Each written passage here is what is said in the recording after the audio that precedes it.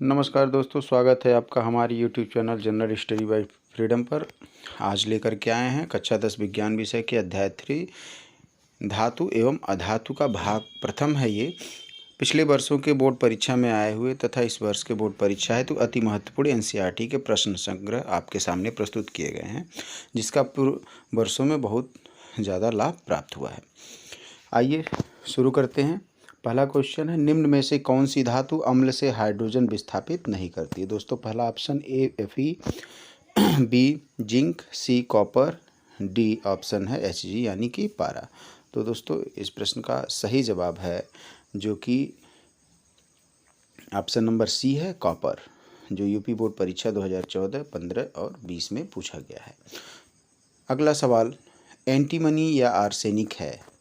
पहला ऑप्शन ए धातु, option B अधातु, option C उपधातु और ऑप्शन डी है मिश्र धातु। तो दोस्तों, इस प्रश्न का सही जवाब क्या होगा, एंटीमनी या आर्सेनिक क्या है? तो आइए जानते हैं। इस प्रश्न का सही जवाब है ऑप्शन नंबर सी उपधातु, जो कि बोर्ड परीक्षा 14, 16 और 23 में आया हुआ। अगला प्रश्न है, आघात वर्धनीयता प्रदर्शित करता है। Option A sulphur, option B iodine, option C phosphorus और ऑप्शन डी है तांबा। तो इस प्रश्न का सही जवाब है ऑप्शन नंबर डी तांबा, जो कि यूपी बोर्ड परीक्षा 2018 में पूछा गया है। अगला सवाल, अधातु है। Option A potassium, B fluorine, C aluminium और ऑप्शन डी है सोडियम। तो दोस्तों, इस प्रश्न का सही जवाब क्या होगा? सही जवाब है ऑप्शन नंबर बी फ्लोरीन, जो कि एक अधातु है और बोर्ड परीक्षा 2022 का पूछा हुआ सवाल। अगला क्वेश्चन, जर्मन सिल्वर में कौन सी धातु नहीं होती है। Option A copper, option B zinc यानी कि Zn, option C Ag silver, option D Ni अर्थात निकेल। तो दोस्तों, इस प्रश्न का सही जवाब है ऑप्शन सी Ag अर्थात सिल्वर नहीं होता है। इसमें कॉपर 50%, जिंक 35%। दोस्तों, अगला क्वेश्चन है, अम्ल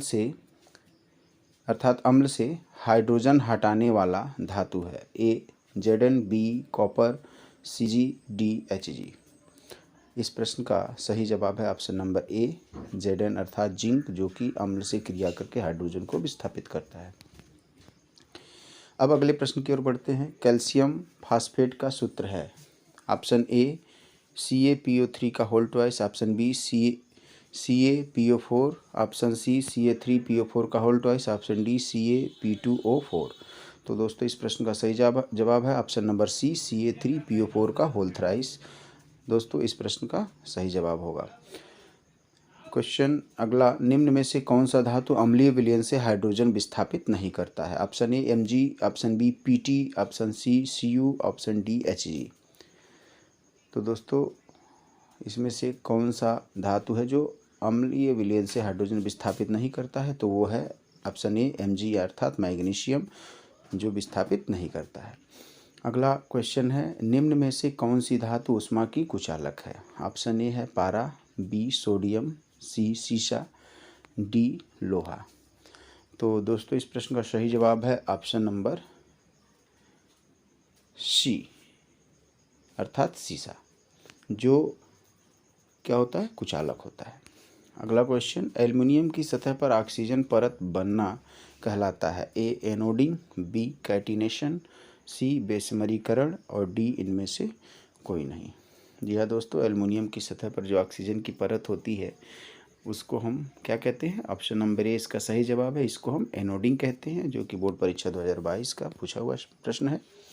अब अगले प्रश्न की ओर बढ़ते हैं। कौन सी धातु जल के साथ सामान्य ताप पर क्रिया करती है। Option A copper, option B sodium, option C aluminium, option D magnesium अर्थात Mg। तो दोस्तों, इस प्रश्न का सही जवाब होगा, जो कि सामान्य ताप पर जल से क्रिया करती है, वो है सोडियम। जी हाँ, सामान्य ताप पर ये जल से क्रिया करके तुरंत ज्वलनशील हो जाती है।